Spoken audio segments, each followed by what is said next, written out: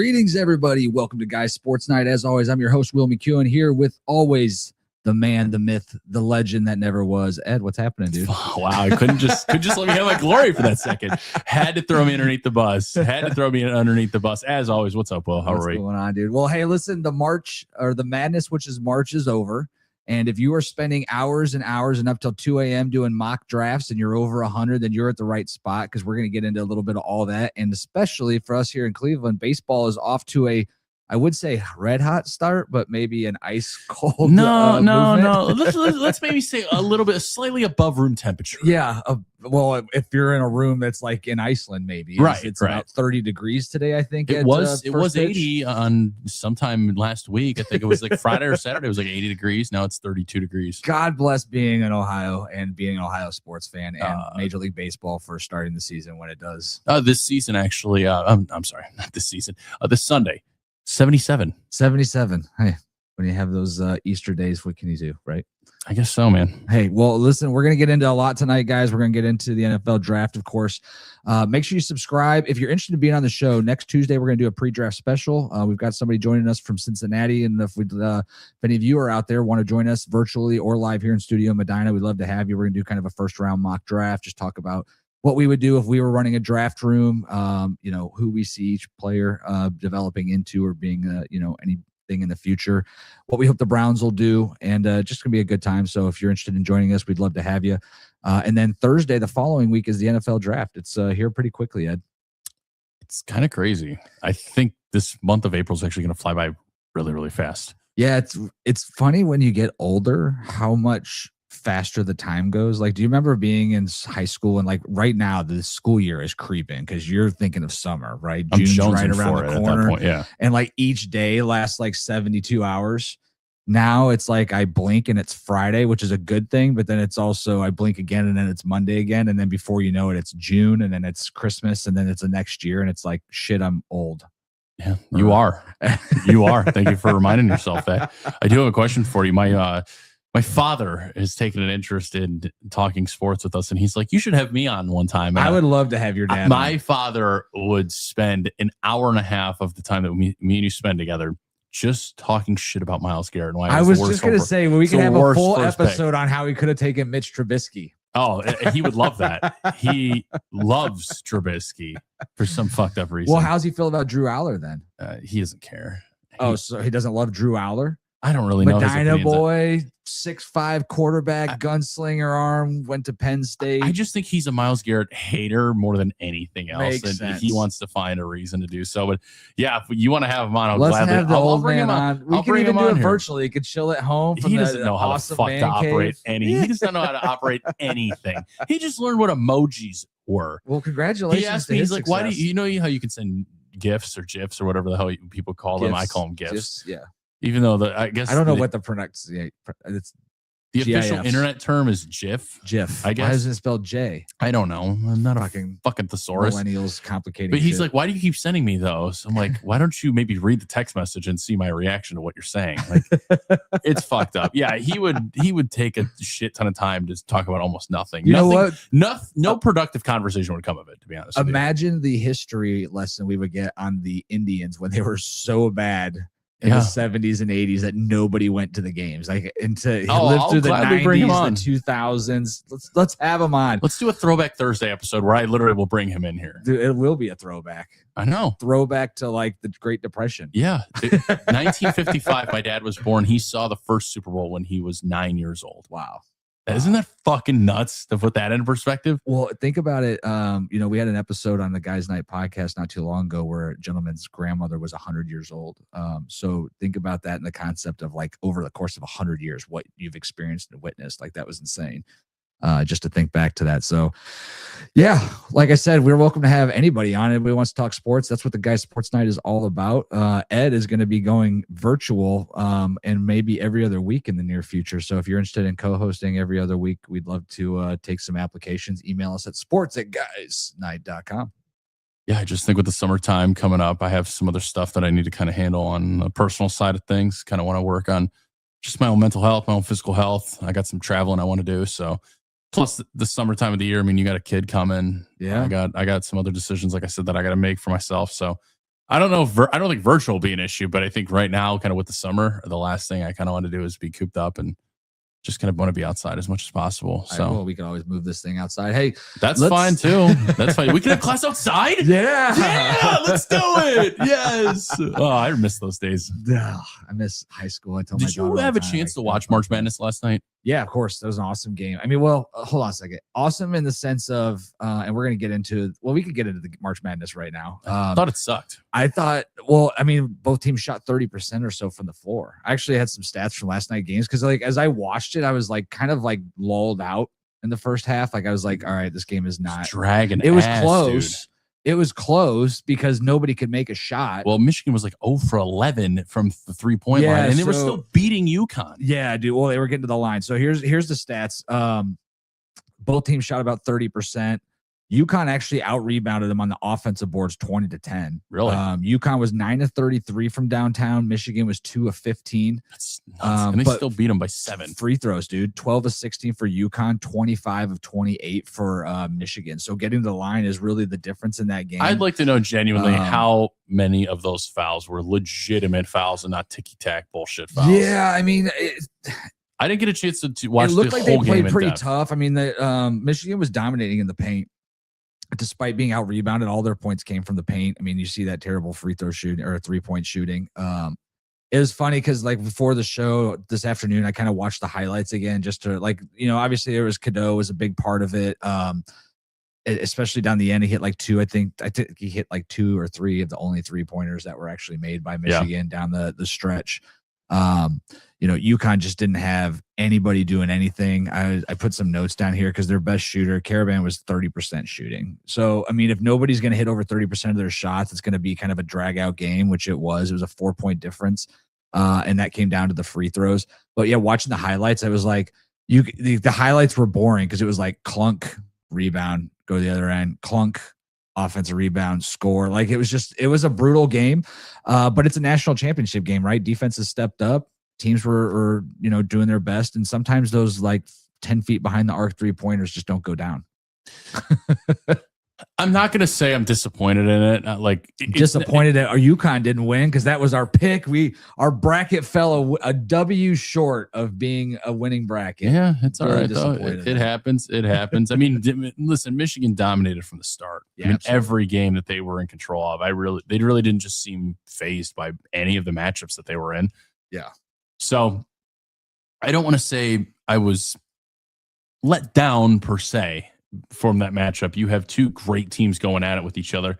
I just want to kind of recapture was it Gonzaga UNC final, the national championship? Yeah, with Chris you Jenkins. Just wanted like a freaking just a shootout. Like I want to see not only a close game, but a lot of just good scoring overall. Like I don't know. There's just something about that game that just I go back to where I think that's like one of the perfect games in my own opinion. Yeah, it makes sense. But you know what? It's over. March Madness has come to a conclusion. How do you think the Michigan winning this will affect Ohio State and their spend on basketball in the future? I don't really think they care, to be honest with you. Ohio State's focus is always going to be on football. I mean, look, they went to the Natty back in 2007 when it was Mike Conley and Greg Oden. They went up against Florida and frankly got their ass kicked. Yeah. It sucked. It is what it is, though. And I think Ohio State basketball has a problem with recruiting and coaching. Yeah. Whereas Michigan has, and they also the history of the program as well. I mean, you go back, I mean, some of the only players that I really remember were like Jay Sean Tate,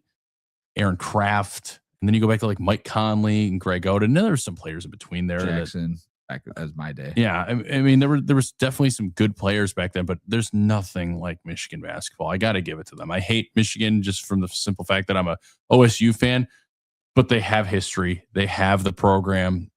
They have like accolades to back it up. Relevant though recently. Well, it took them 37 years to win another championship, dude. I mean, it is what it is. You know, it's funny. That Fab 4 team didn't even win a championship. Fab 5. They didn't even win a championship. No, they didn't. Which was kind of surprising. Like when you look back at that team, like dominating as far as the NBA goes. But what is going on here? What do we got going on here? I don't know. Somehow this is showing up in the bottom, and I don't like it. I don't know what to tell you at that point, honestly. But yeah, what are you gonna do with it? No, I really do think that if we're talking about Michigan and Ohio State's always going to be pouring money into their football program. So is Michigan, but Michigan is also going to pour more money into their basketball program as well. Yeah, I can see that. Well, we'll see what the future beholds for NCAA basketball. Will they invite more teams next year? There's going to be a lot. I think this is actually, I think that was the first time that a team has won a national championship with all 5 players being transfers. Really? You know who was pretty close to that was it Sister Jean's team back in the Loyola Chicago. Yeah, that was like they had the 2 transfers on the starting, 3 transfers on their starting lineup as well. Yeah, you know, transfers are definitely going to be a part, especially in basketball. We already know it's a one and done sport. We already know that it's you know, one of those opportunities where 2 players can make the difference in especially in a playoff run. I mean, last night UConn's starting point guard played 40 minutes, I think, most on the court. So yeah, anyhow, enough about basketball and the NCAA. It's old news. It's gone. Fugazi. If your bracket got busted, you probably didn't even watch the championship game. I did win 20. I did win my money back. I did bet with my family, did a bracket, and I came in 3rd place. So I got my money back. Congratulations. Thanks. Absolutely. All right. NFL draft, Ed. We're still talking draft. We're 2 weeks away. Shit's hitting the fan. The rumors are out there. We talked a little bit about before, you know, where this draft stacks up compared to some terrible drafts in the past. We talked about the 2013 draft that might have been the worst draft in, at least in first round history. But have you ever looked in depth past that draft though? Like to other drafts? No, I'm saying like later into that draft. Yeah, we touched a little bit about it. Travis Kelce came out of that draft. Darius Slay came out of that draft in the 2nd round. So I mean, I think that's where, you know, it's funny, as I did my mock draft, and we'll get into our mock draft 5.0 later tonight, but teams like that middle round talent is where you really get lucky or build a core or develop like a roster that can last, because 1, you get them on the cheap for 4 years. 2, there's so much potential for them to develop. I think that goes into coaching staff. For instance, we talked about offensive line coach for Cleveland, Bill Callahan. If I felt like he was a big part of the reason DeJuan Jones had that early success in his first year. If we didn't move him from right tackle to left tackle, who knows what would have happened if he would have had injury problems, not had injury problems, etc. But you look at what he did with guys like Wyatt Teller when he came over here from Buffalo through trade. Obviously, Bitonio was Bitonio, but Pocic at center. Pocic was not a big household name at that time. Not only that, but I mean, he was undersized. I think he was like a 255, 260 pound center. Same with Nick Harris. He was a center out of Washington that we drafted as well. He served his time pretty well here. So, I mean, it's one of those things where, sorry, I do not understand why this is populating. I don't know if everybody can see that on their side or not with the pinned chat, but it's driving me crazy because I've never seen that before. Yeah, so I mean, anything could happen in the draft. Obviously, the Browns have the maybe because it says show comments on stage. It does say that. Oh, would you look at that? Imagine that. Oh. Dude, you know what? It's funny. I don't even know how I clicked on that. You know what I feel like right now? You know what I feel like? I feel like when your dad asks you to get me on my email back on my phone, and you just type in his password and log in back into his email. Here you go. Also, how was your Easter? I forgot to ask you. Easter was good, man. Spent some time with some family. My wife makes some bomb-ass food, as does the rest of her family. I ate too much, went to church nice and early, and yeah, had a great time with my daughter, wife, and the rest of the family. How about yourself? Yeah, had a good Easter. Yeah. Well, did you find any Easter eggs? No. I swear to God, you know, when as a kid, I found Easter eggs all the time, and yeah, I had not now seen they an vanished. Easter egg at all. Now they vanished. Yeah, I'd take $1 and change. That's fine. A couple of quarters in there. That's sweet. I just want to feel the rush again. It's the satisfaction of actually being able to go and hunt something. We should have an adult Easter egg hunt. But what would they be filled with, though? Anything. Like just shooters? Yeah. Like shooters? Some shooters, maybe a $5 bill. Maybe some scratch. Oh, no, it's some scratch off. Some scratch off. Maybe a pack of cigarettes. Like just a walking holiday, an Easter egg, dude. Good times. No, but I had an okay Easter, to say at least. Some drama unfolds. It's per family. That's good to hear. Not really, but it's all right. I've been on this diet now, and I'm just staring at my family. For context, my dad and his 3 brothers are all fat, old, and diabetic. They all have fucking health problems, and smash in the carbs. The fucking bread, double chunk chocolate cookies, homemade brownies. And then we celebrated my cousin's birthday as well as he turned 16. Ice cream cake, regular cake, pie. And I'm sitting there. All right. Did you stick to your diet? Yeah. Congratulations. I did not eat or touch anything. And my family looked at me like I was crazy. They're like, where did you get that food from? Did you open up the fridge and make yourself something? I go, no, I just made it at my house and brought it here. Who does that nowadays? That's just so rude. I'm like, somebody that's trying to lose 30 pounds before they go to fucking Nashville. There you go. That's who. When are you going to Nashville? So I go at the end of June. So here's a fun story here for you. Speaking of Nashville, they made some news this week with LeBron James. I don't know if you heard. I did not. He said, I hate playing in Memphis. Why don't they just move the team to Nashville? Sounds about par for the course for fucking LeBron. Honestly, that is going to go in the Hall of Fame quotes next to when somebody asked him about Malcolm X's book, and they go, "What did you like about Malcolm X that you've learned so far from reading his book?" He goes, "He's a very, very wise, very, very strong man." In the middle of a fucking interview, the dude has read page 1. In fact, he's read the preface of the book. He hasn't even read the fucking. He bought the book to put on his bookcase to do his at-home interviews. He definitely bent the binding a little bit. He folded the pages over. Like, yeah, that's honestly a Hall of Fame LeBron James quote right there. For sure. That'll go go he up. backed it up and said, "I don't know what the big deal is. I don't like going home either, if that means anything." So, okay. And his agent said, well, he doesn't like going back to Akron. Who would want to go? He's outgrown it. Okay. Yeah. Whatever. Just keep fucking insert foot into mouth. Way to go, LeBron. Let Rich Paul. You know, Rich Paul's dating Adele. No. Yeah. Congratulations to him. All right. Go back to your trip, Nashville, June. So my Nashville trip. I don't want to get too far off here, but my buddy and his girlfriend were dating for about 4 years. And this Christmas, he's a couple years younger than me. And so he was doing really well in sales, and he bought his girlfriend an all-expense paid trip to Nashville to go see Alan Jackson play his last show. Well, about 6 weeks ago, they blew up into a gigantic fight, and so on and so forth. They break up, and he's like, well, I already have this whole trip paid for.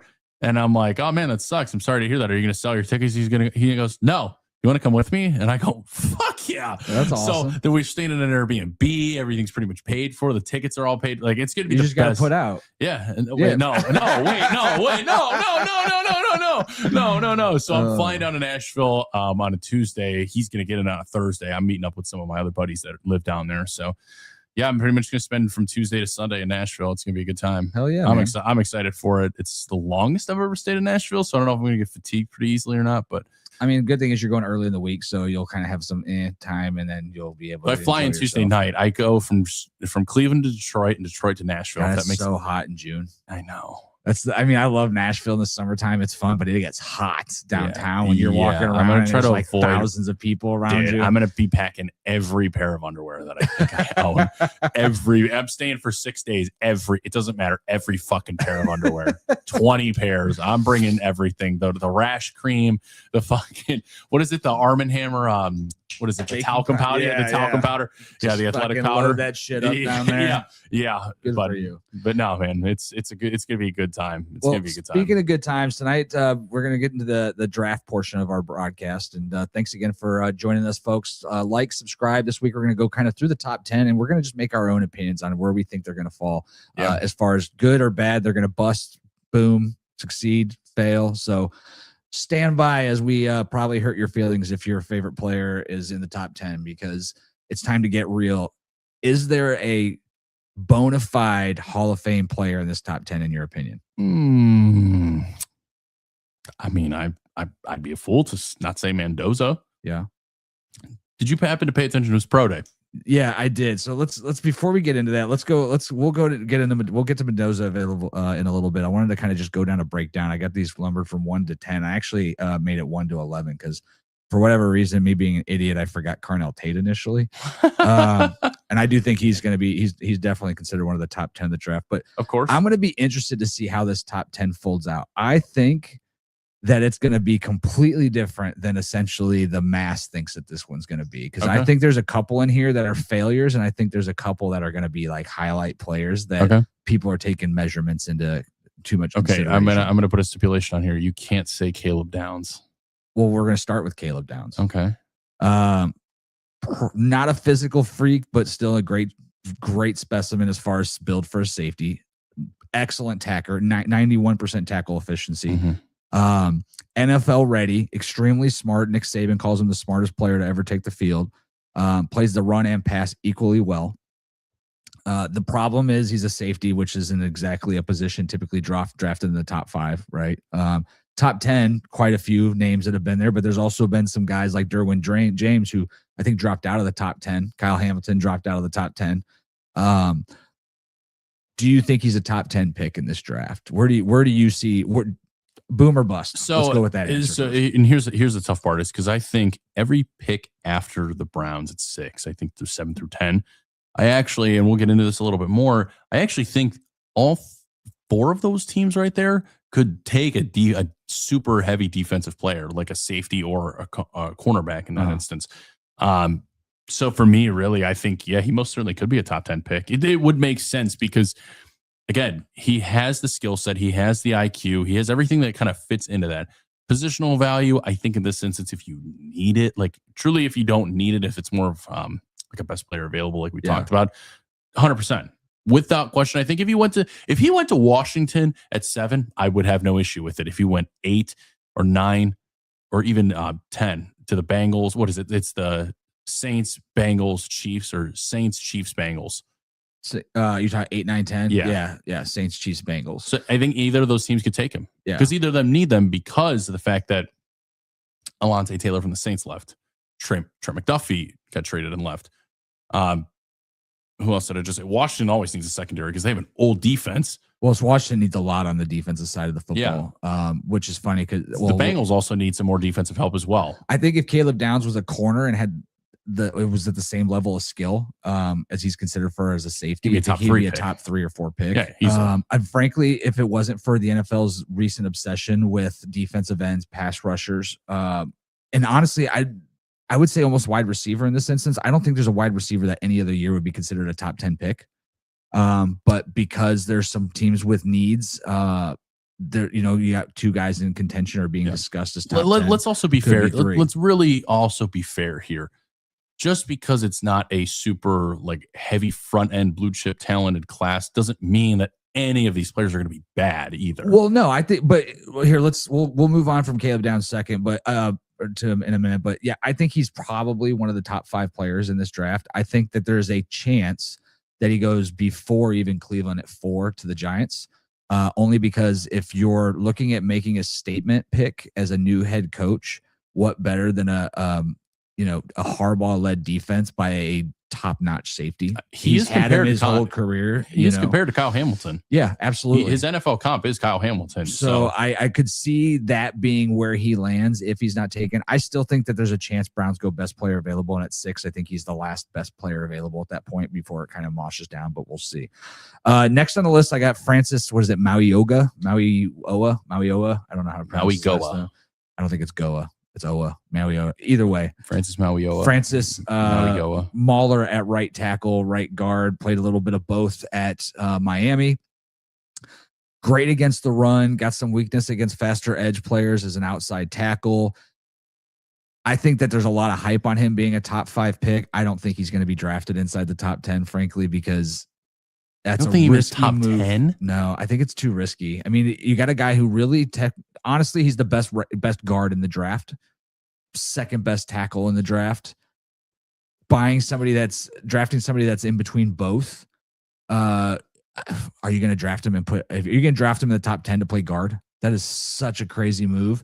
And you're definitely not going to move him to left tackle. You could, I guess somebody like the Browns could draft him and put him at left tackle.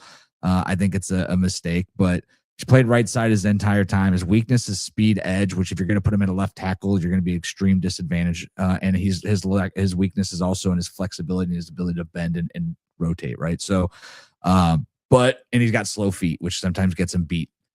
But at the same point in time, he's got amazing hands. He's got great reach. He's a mauler when it comes to the run game. He's very athletic. He can definitely get outside, pull, make a difference. I think he's going to be a great player. I don't think he's a blue chip top 10 pick that a team should take a risk on, but that's just my opinion. Listen, if you need it, it's there, and he's there. Just take it. I mean, the upside, the potential's there. Sure. Potential is always going to be there with him. Like you said, there's a lot of good traits that he has. There's some traits that he still needs to work on. And right in the second, is he the best go for it tackle in this class? No. But if he can honestly turn out to be a decent right tackle and even still a good guard, I mean, who really cares where you were drafted at that point? I know it's one of those things where I feel like tackle has become so valued because of the defensive ends in the NFL. It becomes just athletic specimens that we are reaching at a constant higher level all the time as far as tackle. And really, I mean, you talk about the Joe Thomases, the Walter Jones. There's very few of those, and there's a lot more Eric Fishers, The Andrew Whitworths, guys that have high ceilings because they played tackle in college for a Bama or USC, and half their season was spent going against lesser competition. If you're Ohio State, you're playing against Marshall. You're going against defensive ends from smaller schools, and then in the playoffs is where it really comes down to it, right? You might face 2 or 3 opponents, or even the last couple of games of the season, where you get some real decent tape where you're going to see how he's going to go against high level competition. Do me a favor. I have 2 questions for you. 1, can you pull up Miami's schedule from last year? Yeah. And 2, do you think that we should start treating offensive linemen like how we treat quarterbacks? Somebody should reach over from where they're supposed to be, just sit them on the bench and get them accustomed to the speed and the skill set that's needed to play at that high level position. I think that we, I don't know. I'm not the NFL, right? But from here's what I do know. There's more offensive linemen in the NFL than any other position. Well, yeah, there's less than 20% of the starters are first-round draft picks. Mm-hmm. And, we can talk further about, mock drafts and later on. But to me, in my opinion, now there's guys that are out there. Isaiah World, he missed all of he's going to miss his first rookie season, basically, the tackle from Oregon. He tore his ACL in the Peach Bowl, I think it was. But there's guys like that. There's guys like Markel Bell, who plays left tackle. There's guys like, I'm drawing a blank right now, but tackle from Clemson, who's a 4-year starter, got like Blake Miller. 52 games. No, not Blake Miller, the other side. He's a right tackle. But there's guys at the back half, middle rounds, 4th, 5th this draft. Falui Famoa, tackle out of Purdue? No, Wake Forest. Oh. So there's guys in the middle and back after this draft, and I think they're more likely to develop. I mean, you look at a Wyatt Teller; he wasn't a 1st, 2nd, 3rd round pick. Virginia Tech boy. He was a 5th round pick out of Virginia Tech, I believe. I mean, you can go down, and that's just one off the top of my head. But Joe Patonio, I think, was second round rounder out of Nevada. Yeah, so I mean, you can find these guys they develop, and offensive line is one of those positions where, in my opinion, you draft them in the 4th and 5th round. You should always be drafting 1 or 2 a year, of course. Picking up 1 or 2 a year through undrafted, and you can never have too many. And just trying to develop them because you don't know what they don't know. Yeah. And college competition at that position is so hard to judge. I guess I guess really, if it comes down to it, you're drafting that offensive lineman in the 1st round because you need him to perform. You're expecting him to start day 1. All right, so Miami played Fresno. Gosh dang it. 2026 Miami, 2025, 2026 Miami of Ohio, or Miami of Ohio. Yeah, did you see? I picked up Miami of Ohio. Let's see. They finished with Ohio State, obviously, Texas A&M, Pittsburgh, Virginia Tech, Syracuse, NC State, Indiana, Ole Miss in the playoffs, Stanford, Florida State, Louisville, Florida, South Florida, Notre Dame, BCU, Iowa. Is this all the same season? What am I missing here? What am I doing right now? Oh, you know what? It's funny because they all say bowls next to him, and it's like, oh yeah, because they're in the playoffs. Yeah. So I confused myself. I was like, how they playing 6 bowl games or whatever it is? All right, so they lost to Indiana in the championship. Yep. They beat Ole Miss, who was ranked 6. They beat Ohio State, who was ranked 2, Texas A&M, who was ranked 7. So their playoff schedule was brutal as fuck. It was every top 10 team. Yeah. Then they finished with Pittsburgh, Virginia Tech, North Carolina State, Syracuse, Stanford, SMU, trash. Louisville. They lost to Louisville. And Florida State was a close game, but they won. South Florida, who's unranked, crazy enough. BCU, Notre Dame when they were ranked 11th, and they actually lost to Iowa. Oh, no, that was last year. We talk a lot about college football, and I want to ask you this. Yeah. What is, in your opinion, most overrated college football program in the country right now, currently. Right now, yes. Factoring in the history to what they are right now, who do you think is the most overrated program? What program is the most overrated? Man, that's so tough. Like, I have because two I right off don't, the I don't dome. think that. Wait, are you saying are they overrated, or are you saying like they have a long history of being successful and they suck right now? I guess essentially, Well, because I mentioned that's exactly what I'm. I think Notre Dame's over. I think Notre Dame's overrated. 100% agree. I despise Notre Dame. I think USC is overrated. I think USC is underperforming, but they still have the best talent in college football. They're going to have multiple first, second, third rounders every year. I'm not saying they don't have talent. I'm just saying everybody holds them to this higher standard of things, and they suck. Well, because they always have a great offense that averages between 30 and 50 points a game, and then they have a defense run by Lane Kiffin the last 2 years who could I could run When through. was Lane Kiffin at USC? What do you mean? You said Lane Kiffin. Lane Kiffin was at Oklahoma, or was at Ole Miss. Lane Kiffin just went to LSU, dude. Am I missing something? No, Lincoln Riley. Oh, Lincoln Riley. I don't know. I was so lost. I don't know why why I what are you associated talking them together. God, that's terrible. Lincoln Riley. I apologize. Yeah, Lincoln Riley got there. He put together an awesome offense. Got Caleb Williams to follow him over, and then now Mr. Payne is. We're going to see what's going to happen next year, right? Jordan Mailata is one of the top 10 quarterbacks in next year's draft. Apparently, put him in the top 15. You're out of your mind. He played well enough to be a first round pick this year. He'll definitely be a top 10 pick. I'll believe it when I see it. He's going to be better than Jordan Sayin. Julian Sayin? Yeah, whatever. Ohio State quarterback. I don't think so. He's definitely better than him. Well, did you watch him versus extremely Miami? debatable. Speaking of, as we're going through these top 10, I told you earlier, if you want to see, because there's like 5 or 6 Buckeyes in Miami in this top 10, you watch that Ohio State versus Miami playoff game, yes, and it changes your opinion on every single player in the top 10. That's fine. That's fair. Speaking of Miami players, Ruben Bain is next on my list. Oh, I'm sorry. I think Florida is another overrated program. University of Florida.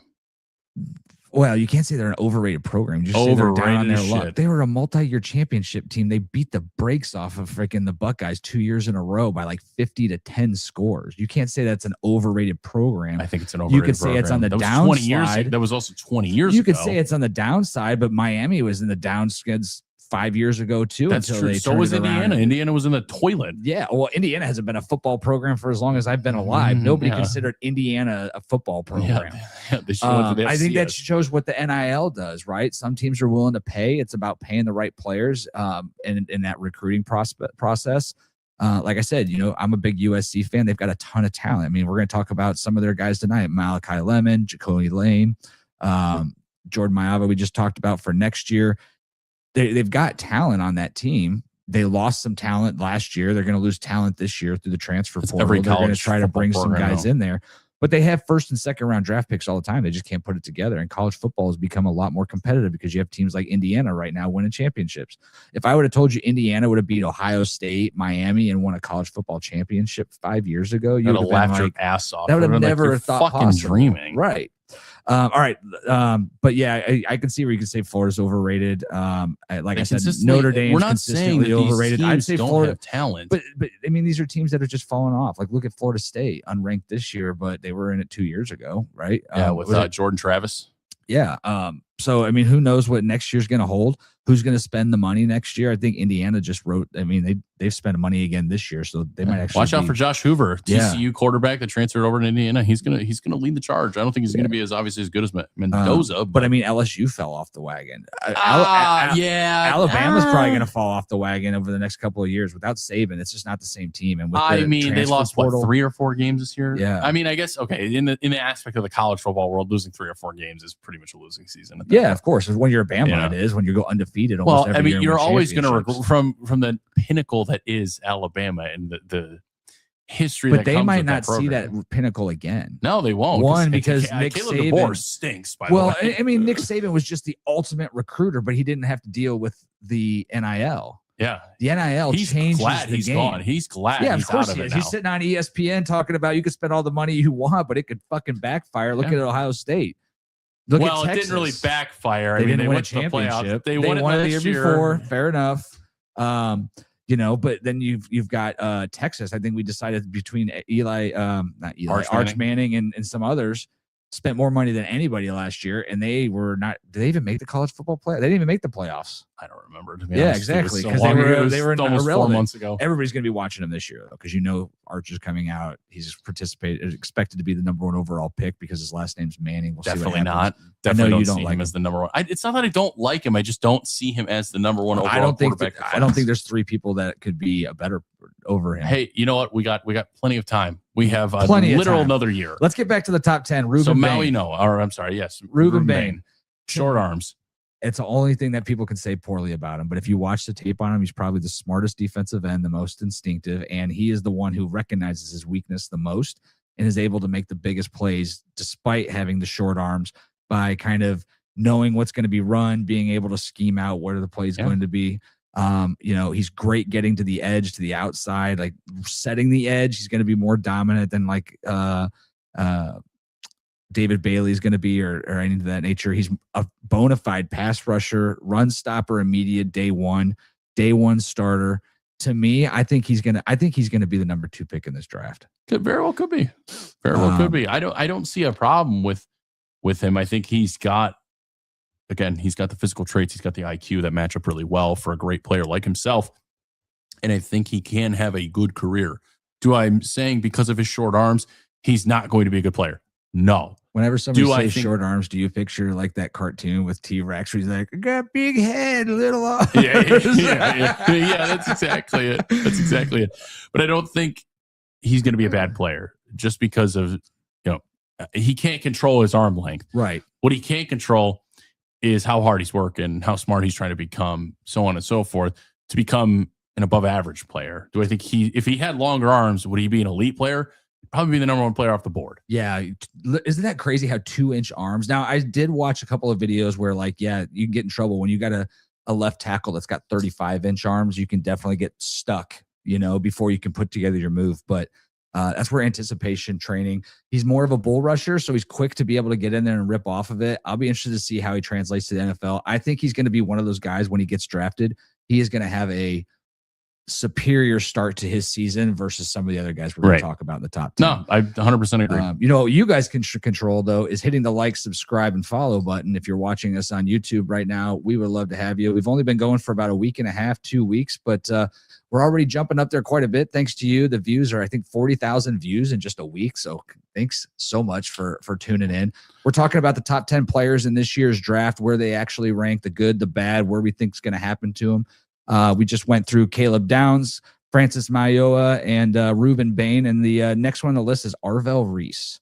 He's a very complicated prospect for me personally. I think that he is one of those guys where he's an off-ball linebacker. I mean, realistically, he puts his hand in the dirt like 3 times last year.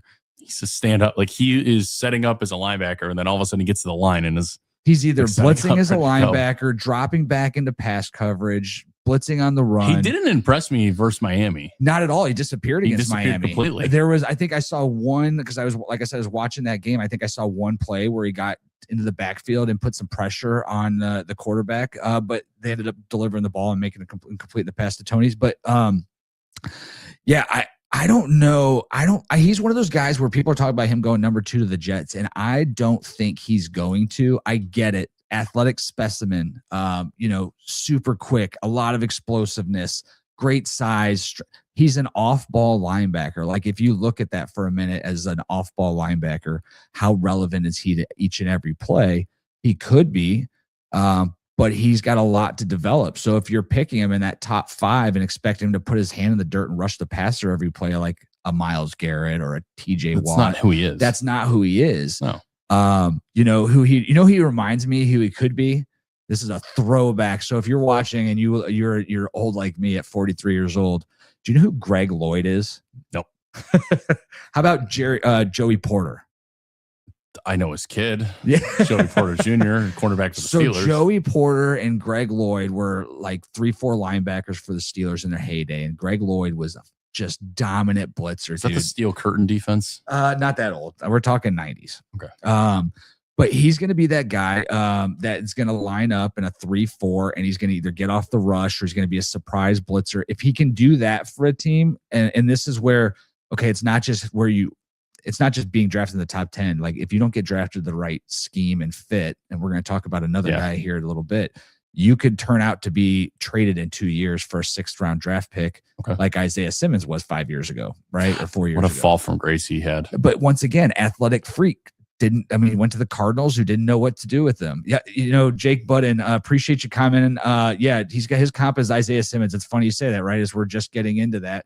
I don't think he's got the size to be an edge. If he goes to a team, though, that can take its time, he could put on 20 pounds over the course of the next 2 years. Or, you could transition him to safety. No, he's not going to be a safety. He's too big for safety. I do think he's going to be that 3-4 linebacker. If you're in a 3-4, then you can put him as an edge rusher. He's going to have big defensive end, big nose tackle to hide behind, still get to the ball in blitzes. But he's great in pass coverage too. He's not a man-to-man guy, but he can definitely play the zone, make some plays. He's one of those guys I think he's going to fall out of the top 5, and people are going to be like, "Oh my God, what's happening?" I gotta really rewatch Harvell Reese tape. Yeah, I was spoiled by being an Ohio State fan, and some games I'm sorry, but sometimes I'm not watching Montana State versus Ohio State. Like I'm just not turning it on and watching it. Okay, we already know the result of that game, but like.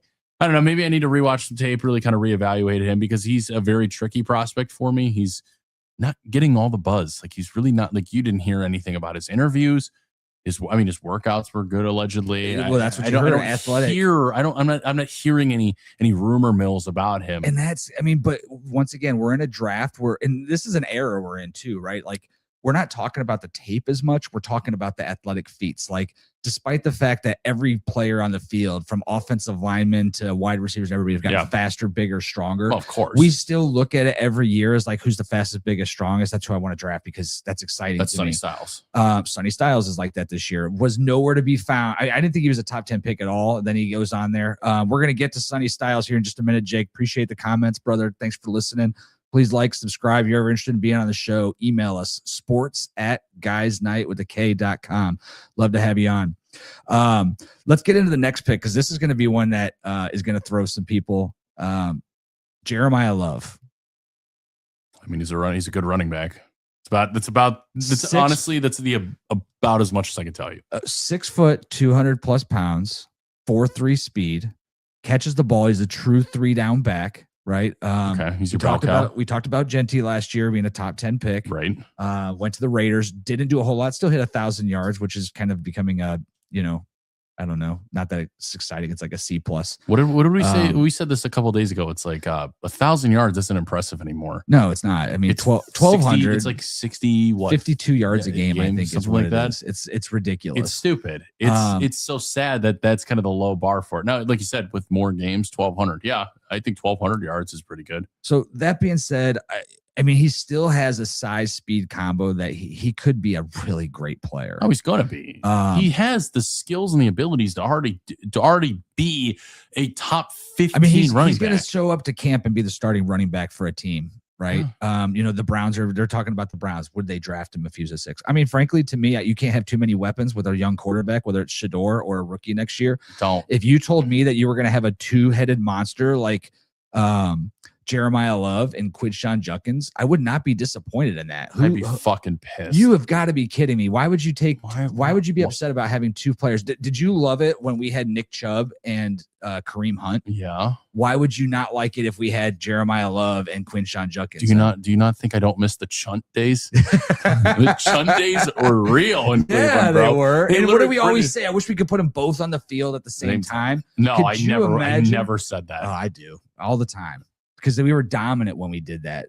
That playoff year, that was the year we put them both in the backfield. No, I just don't. Again, I think that's it's not a necessity this team needs. It seems it needs a lot of work. I understand team needs. I think that's what the rest of the draft's for. I think that's what's undrafted. I don't care about a top 6 running your back. desire is to have a left tackle. There's not a left tackle in this draft at number 6 that's worthy. That's it's best fair. player That's available, fine. Biggest impact that I can make on the team immediately, and the best way that I could set up my quarterback, whether it's Shedeur right now or it's a rookie quarterback next year.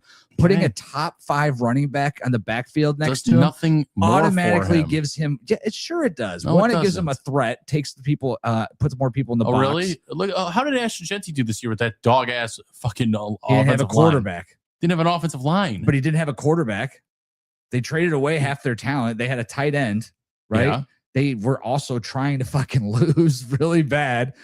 Like, and that team it was a fucking mess. The Raiders are a mess. But I'm telling you right now, if you have Quinshon Judkins and Jeremiah Love, you're a better football team than if you don't. Hey, sure. Whether he goes to the Browns or not, I'm just saying, like, if the Browns made that pick, I wouldn't hate it. I wouldn't be in love with it. I'd be pissed. I'd be excited to get a Jeremiah Love jersey. I think I mean, yeah, hey, great. I'd be excited to watch him on Sundays. Would you buy a Jeremiah Love jersey? Yeah, I just said that. Okay. Yeah, of course. Sorry, I didn't hear that part. You were blinded by the awesomeness. I was pissed off. I was trying to center this migraine that you give me with these fucking picks that me and you have. All right. Well, hey, listen up, guys. We're through the top 5. We're gonna get into the back 5 now. But if you're watching it, please like, subscribe, comment. Who's your favorite player out of the top 10 this year? Who did you want to see the Browns to draft, or your favorite team if you're drafting inside the 10 because your team sucks like ours? Who do you want your team to draft? Who do you think is going to be the biggest bust or the biggest success? Comment below. Would love to talk to you. And if you're interested in being on the show, make sure you let us know. All right, number 6, David Bailey. I just don't know anything about him, really. I actually gave more of my attention to Jacob Rodriguez from Texas Tech than I did David Bailey. So it's funny. It's like one of those things where when you watch it, like, you can see, all right, let's say you take just 15 sacks I think he had last year. You could watch 5 of them and be like really impressed. Like, wow, he got off the ball quick. He beat his man to the outside really fast. Then you can watch the next 5 and you'd be like, he only got it because he was standing where the quarterback ran into, or the quarterback fell down. He literally just like touched or him. The whole offensive line crumbled and he just happened to be the first one to get to the quarterback. So I kind of tried to watch some tape on him today, and I tried to listen.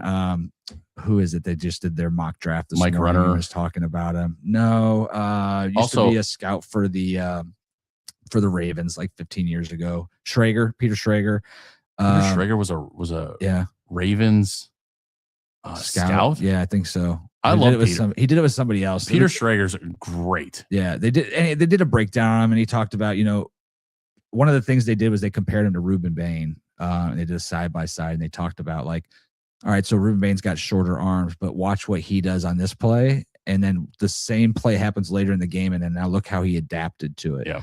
And then they showed David Bailey, and they're like, his intelligence is lacking. Like, here's the play where he gets botched in by the tight end.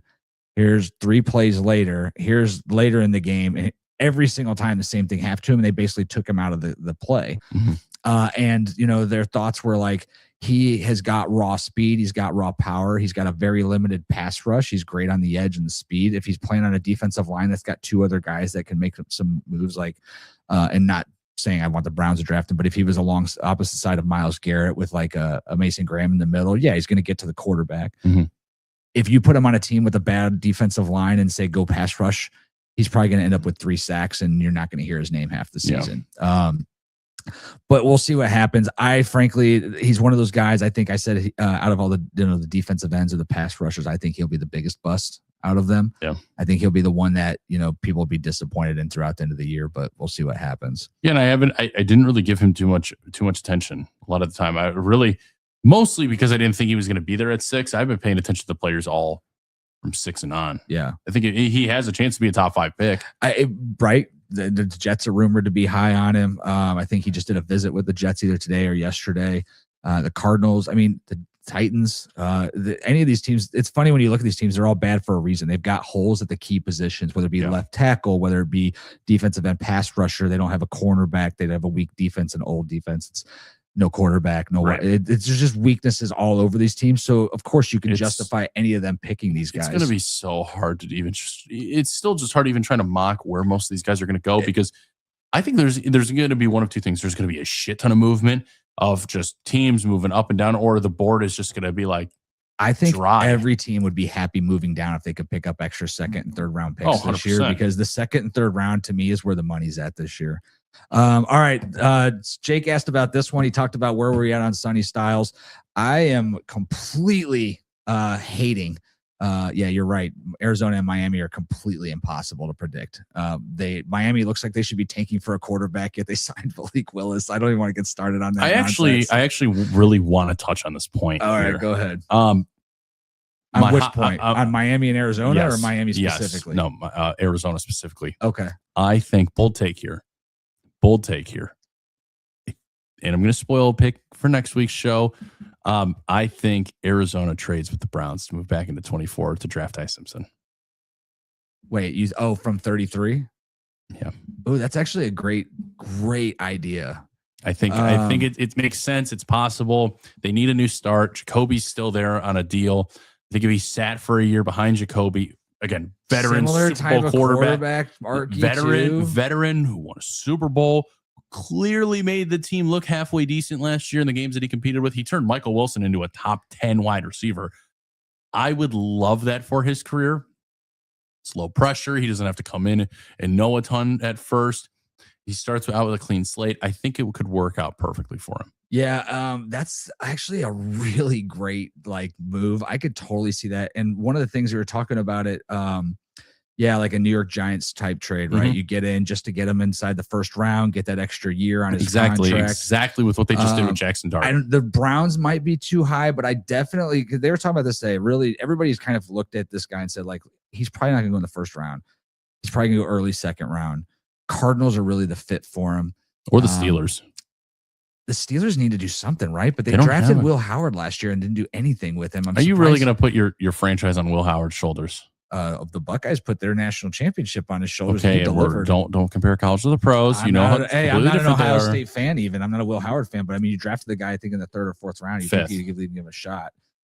Fifth. But yeah, you're right. They could be a shot. They could be a team too. I think Arizona fits. I do think that they're going to need the Jets could be a pick at 33, right? So Arizona would need to jump the Jets. I think the Jets. And again, I'm going to say they're going for next year, right? I think they're 100% getting prep for next year too. But at the same point in time, if you believe that Ty Simpson could be a good quarterback, imagine the talent you could put him around with 16 this year, 2 this year, and 3 first rounds and 2 second rounds next year. You could really inundate him with some weapons.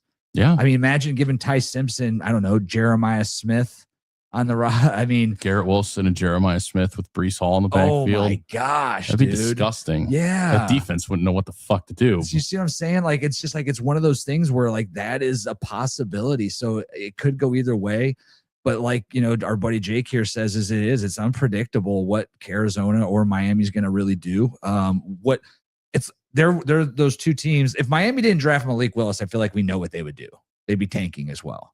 The fact that they signed him, though, it makes it really confusing because why do you invest money into a third-year quarterback if you're not going to try to build around him? Well, you could always trade him too. I mean, everybody he's not on this massive ass deal. Yeah. So if you're still unsure of your quarterback, you can trade Miami. Hey, we'll give you our first round pick this year from Malik Willis. Yeah. All right, let's get on to Sonny Styles, the what would you call him? The unicorn of the combine, the talking, the man who made the most noise. I have the worst feeling about Sonny Styles. I've had it since day one. Watching his tape, even his highlights, if you watch his highlights, they are the most average highlights out of any of the top 10 players. His NFL comp to me is Bobby Wagner. I don't think Bobby Wagner was a great run stopper, though. Bobby Wagner was a fucking dog, even in his late Sonny 30s. Styles is an arm tackler. He is constantly out of position, nearly always taken out of the play by an offensive lineman if they make any kind of contact with him. Will try to avoid the pulling guard before he will try to run through him and make a stop. Does not have a pass rushing asset. He's so tall that when he goes to, unless it's an all-out blitz or a multi, he's getting doesn't have a pass rush move, dude. This is his first year playing linebacker. If you watch the Miami game, it is brutally truth-telling. That defense was terrible in that game, though. There is a time. Who's Miami's running back? Clinton Portis? Not that far back. I thought you were making a throwback this year. Oh, dude, I have no idea. There is a point. Sonny Styles makes one play where he actually charges the hole and he comes right up in between the guard and tackle, head on, boom, impact with the tailback, falls on his ass. The dude runs for 20 yards, and I was like, ugh. Then there's a play, the touchdown play to the outside, eyes in the backfield, reading the play fake. Misses his back, goes to the outside, touchdown. There's just a lot. And then even the highlight, you watch the highlight tape. Yeah, he gives up a lot. He is out of the play. My boy Jake over here has been watching it. There is a lot of times where when he misreads it, he just automatically like, did you give one of your buddies like a fake? No, this guy's into this, bro. He's excited about the draft. Give him a freaking hands up. High five. He's a subscriber and a listener. I'm sure of it. Up top. People love talking draft. Jake, we'll have to have you on the show, my guy. But yeah, dude, he has all the red flags. Comp to me was Isaiah Simmons. I told you that a couple of weeks ago.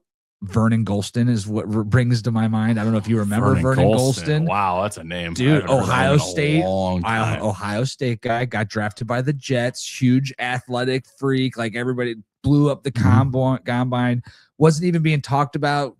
Got drafted, I think, by the Jets, like number 5 overall. Never heard his name again, dude. Just never. I mean, that's also why a third of these guys are going to be busts. A third of these guys are going to be average NFL stars, and a third of these guys in the first round are going to be elite. Of course.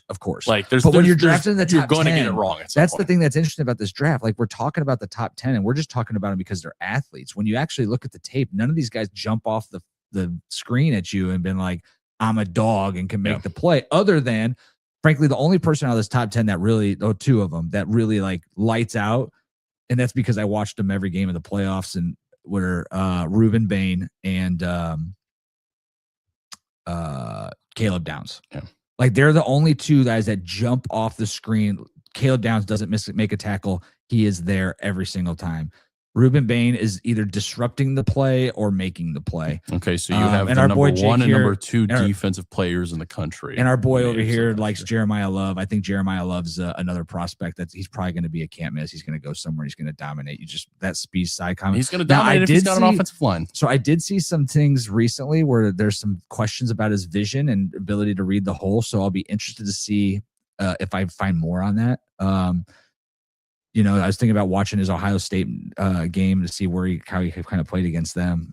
But yeah, we'll see where that lands up. All right, here's your boy Fernando Mendoza, projected number 1 overall pick. Only took 1 meeting with the Raiders. How many more of these you got? Are you going through these top 10? Yeah, we're at number 8. Are you going to cry me a river? What's wrong? No, I'm just asking. I didn't know how many you had there. I gave you the notes pre-show. Oh, did you think I looked at them? Wait, evidently has autism. Must be high functioning.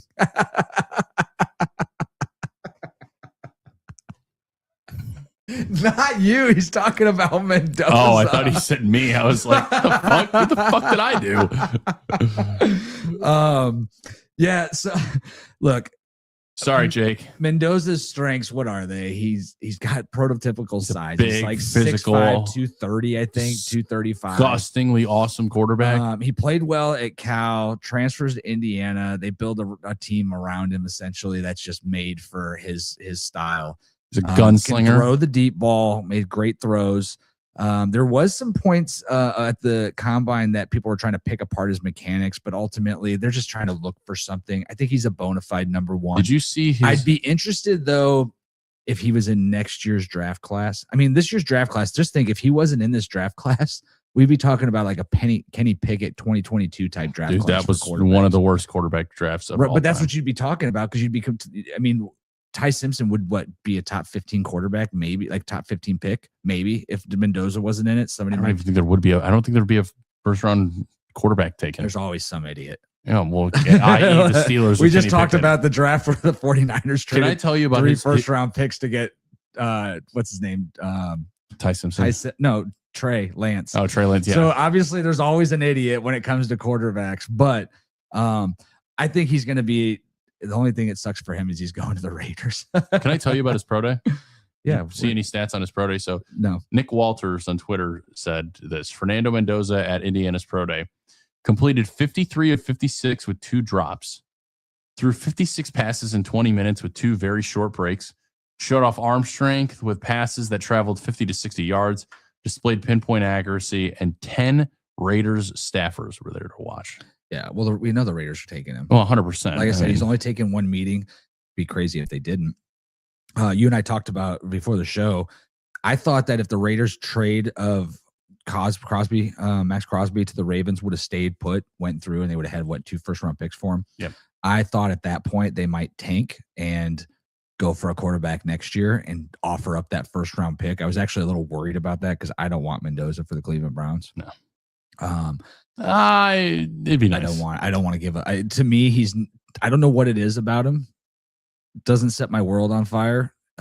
He could be an amazing quarterback. He could be a guy that averages 250, 2 touchdowns, 1 interception for the rest. You know of what his career. NFL comp is to me? Who? Jared Goff. Oh, that's actually not a bad comp. Why do you say Jared Goff? Because of like expectations, or because he's not too terribly athletic. Neither is Goff with his body. Neither is Goff with his body. But they both have decent sized arms. They both came from the West Coast schooling. Obviously, Mendoza transferred to Indiana. I think if they were to run similar offenses, you'd see similar results. That's actually a good analogy. I could see a Jared Goff type player. I was thinking, which isn't a bad thing either. Jared Goff's career actually took off once he left LA and went to Detroit. Yeah. Because he is a great player, smoking hot wife too, by the way. Congratulations on all his success. Yeah, really. And he's got the bag. All right, let's get what is a Shador truther? You'll have to explain that to me, Jake. I mean, at least Jake is joining the show. He's got the comments. He's ready to go. Yeah, I mean, he's ready. I think. Are we believers? Are you saying, Jake? Are you asking us if we're believers in Shador? I don't really care either way, to be honest with you. I think the way I look at it is, he's house money. Shador supporter. Yeah. I think I'm a supporter in the sense, like, I hope that he can lead the team to victory. I hope that he could be the quarterback of the future. I'd say I'm probably at like 30% yes, 70% no. Was he fun to watch? He's a lot more fun to watch than Dylan Gabriel. Dylan Gabriel's my dad would fight you on here and tell you how good Dylan Gabriel is. Get out of here. Do you want my father on the show fighting you? Show. Okay. But here's the thing. So with Shador, the way I look at it is he's a 5th round draft pick. You know, it's crazy when you talk about these mock drafts. We're talking about all these guys top 10. Why do we think they're top 10? Because all the analysts say that we are. Yeah. Well, a year ago, we would have been sitting here fighting about Shador. Is he worth taking at 2, or do you wait till the second round? And then his interviews, whatever the hell he said. Whatever happened, dropped him to the 5th round, right? So, but when you compare him to the other quarterbacks that we're talking about right now, he's statistically measured up just as well. Yeah. You know, with less talent again around him. I don't want to get. I don't want to go into it either. Let's so not. I hope Shador does well. It would be great if he like had a bona fide awesome year and could start for the quarterback for the Cleveland Browns for the next 5 years, because it's house money. We paid a 5th round pick for him. We wouldn't have to pay him a contract. We wouldn't have to waste a number 1 overall pick or top 5 pick. We wouldn't have to trade a bunch of draft capital to get him. But ultimately, I think the quarterback of the Cleveland Browns in the future is going to be either Jordan Mailata or Drew Mestamaker or Arch Manning. I think it's going to be a Manning, just because I think that relationship. Peyton and Eli will not let their nephew. You're wrong, dude. The Haslams and the freaking Mannings are great friends. I think that's the setup here. That's the conspiracy theory. All right, getting to number 9. This is a guy who I think was like a bona fide. This guy was mocked to the Browns, was talked about top 5 pick. I don't even know if he's going to get drafted in the 1st round now. Jordan Tyson. There are some concerns about him. Yes, dude. It is amazing. So once again, watched a lot of his tape today. Does not impress me at all. I honestly, comparison, Jerry Jeudy. Athlete. That's a really good comp on him. Athlete, quick feet, can make moves, doesn't have blow you away speed, doesn't have an outrageous vertical, doesn't have 220-pound frame and 6'4" body. And dude, the injuries are a freaking concern, right? So did you know he would play for Colorado in 2022? Yeah. Played for Colorado in 2022, had like a mild freshman season, 500 yards receiving, roughly 4 touchdowns. And then he transferred. Then he got hurt last 3 games, blew out his knee, tore his MCL, ACL, and something or other. What, PCL probably? Yeah, you're right. MCL, PCL, ACL. Missed obviously the last 3 games of that year, missed the entire next season, transferred to Arizona, had a crazy year where he had like 1,200 yards receiving. That's where, everybody heard the name. And then he missed the end of that year with a broken collarbone. And then this year missed like the last 4 games with a torn hamstring, missed the combine because of hamstring issues, and then missed his pro day. Would you take him at 39? I don't want to take him at all. Okay. I think he is one of those guys. Jake likes Tyson's my wide receiver 1. I have Tate as my wide receiver 1. Yeah, I would say if I was going to compare, I'd say it's Tate. And I'm not an Ohio State guy, even though we live in Ohio. I'm far from Ohio State guy.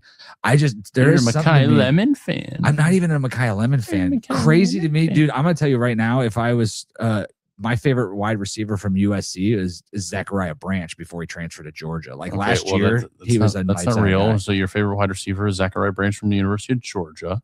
That's what I just said, but he transferred from USC. I know. Right. So the year before, when Makai Lemon was on that, a little bit. Makai Lemon was on that. Jacoby Lane was on that roster, and Zachariah Branch was the number one receiver on that team. But anyway, back to Jordan Tyson. Those injuries just concern me, dude. If he's already got hamstring issues, that means it still hasn't healed correctly. That could be something tied to his knee. Perhaps something got damaged in his knee that makes it easier for him to tear that hamstring or pull that hamstring constantly. And we never get to see the medicals. Well, we're never going to see them, right? But teams are. So teams got to be looking at that. I wonder if he's going to fall out of the first round. It wouldn't necessarily shock me. I don't think it would. Like it literally every week, like the mock drafts change. Like it was like top 5, top 10, 15. You know, today I saw him get drafted at 20 or 22, and it's like there is a chance that he's just going to be one of those guys that just falls out of that first round because either he's currently injured or had too many injuries. And I think that to me, he's definitely not a top 10 pick. I'm not wasting a top 10 pick on him. I'm right there with him. Last one I've got two more in here.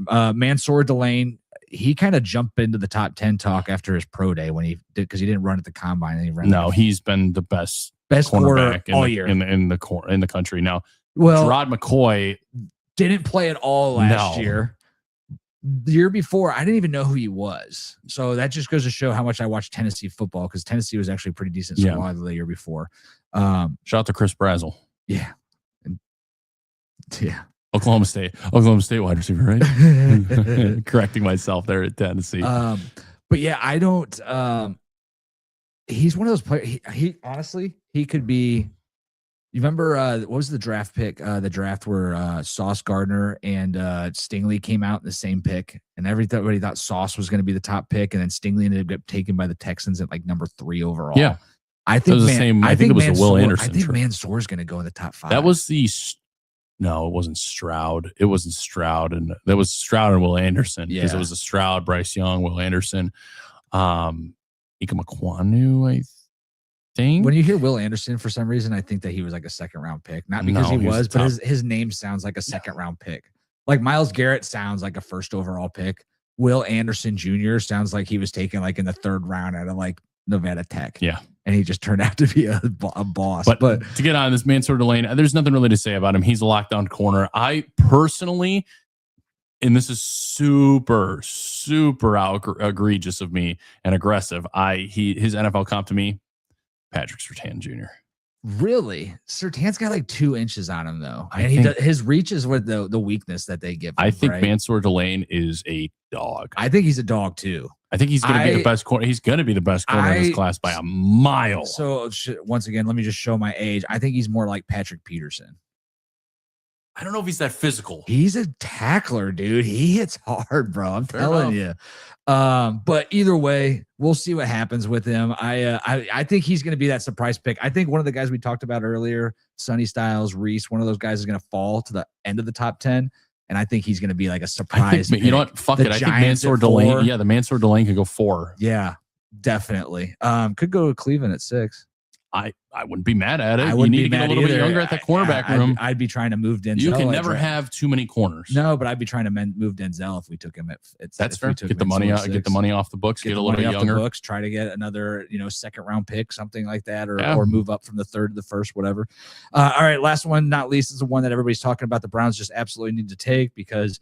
Why not? We need a wide receiver. Carnell Tate, best receiver in the class, maybe 1, 2 with Tyson in some opinions, but now that's he is probably the least flashiest Ohio State receiver to come out in a while. Yes. Garrett Wilson, Chris Olave, Jackson Smith and Jigba. Then you also had that's the one who went to Tampa Bay last year. Oh, Emeka Egbuka. Yeah.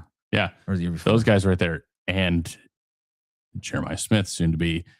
He's never been a number 1 on his own team. Exactly. Never been number 1. I worry about what that looks like on a team. Now, can he handle the pressure that comes with being that one? I don't even know can he handle the pressure. I mean, could he handle getting open if coverages is rolled to him instead of Jeremiah Smith or Injigna. What truly, how does Carnell Tate perform when a full defense is on top of him, knowing that he's the number one option? What does he fight? His fight or flight instincts kick in. Well, does he fight for the ball or does he fold?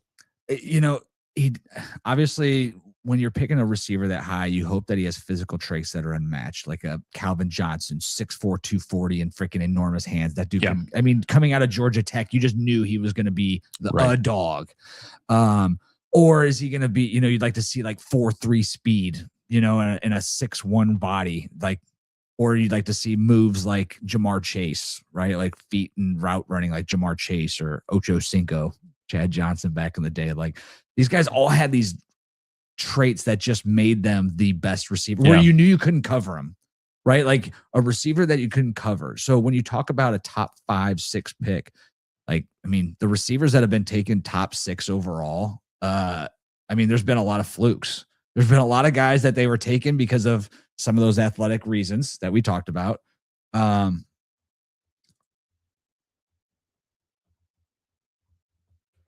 then there's just been guys that have underdelivered. All right, so can you pull it up onto here? Yeah, let me do that real quick here. We'll stop that screen. We're gonna share. Oh, that's not what we want. Highest drafted. Goodness, where's it at? Oh, right here. All right. Highest drafted receivers in NFL history. Obviously, had 96 Keyshawn Johnson, USC, shout out. Calvin Johnson, 2nd overall. Larry Fitzgerald, 3rd overall. Jamar Chase, 5th overall. Andre Johnson, Braylon Edwards. Oh my Lord, dude! Braylon Edwards could have been a dog if he was. If he didn't go to the Browns. He had that 1 year though. So did Gary Barnage. Let's see. I don't know if this will tell me. Oh, obviously, I had Travis Hunter taken last year with Tet McMillan in the top 8. Is this last year's? Yeah, no. 24, you had Marvin Harrison and Malik Neighbors and Rome Odunze all taken inside the top 10. I would say, honestly, Rome Odunze is a great comp. Rome Odunze. Whatever. Not Romy. Great comp to Carnell Tate. I could see it. He has not done anything. I think my other comp to him is George Pickens pre. Dallas Cowboys. I could see George Pickens. Pickens was a 3rd round draft pick. We can see why, right? Head's a little. Yeah, but shout out to George Pickens for making the Cowboys' life. Also put up 1,400 yards last year. Yeah. I was on my fantasy team. Saved my fantasy team. Yeah. I told everybody draft George Pickens. Think of that. He was on the Steelers, dude. They could have had George Pickens and DK Metcalf on the same freaking receiver core. Yeah, that would have been disgusting. Dude, so bad. Calvin Austin, Aaron Rodgers, Kenneth Gainwell. Even at that point, Aaron Rodgers could just throw it up in the air and one of those guys would have he did the same thing he was in Green Bay. He just said, hey, fuck it. Devontae Adams down there somewhere. So then you got 2023. We talked about JSN was taken 20th overall. Quinton Johnson, Zay Flowers were all taken in the 20s. Then let's go 2022. Marvin Mims was taken later on in that London draft. was taken 8th overall the year. Garrett Wilson and Olave were taken 10 and 11. Jameis Williams from Alabama. He's turning out to be a dog. He might be trade bait actually for Detroit. Yeah, but shit. You look at Christian Watson out of North Dakota State. If we took Mansour Delane, I would gladly trade Denzel Ward for Jameson Williams from Detroit. If Detroit wants to do that, that's a lot of money committed to a cornerback though, and they're really not. They're not in the 2021. You had Jamar Chase, Jalen Waddle, and Devontae Smith all turned out to be Tony, Rashad Bateman, Elijah Moore, Rondale Moore, R.I.P. Rondale Moore, Tutu Atwell. Yeah, that was actually a pretty good. Oh, Anthony Schwartz. That's who the Browns took.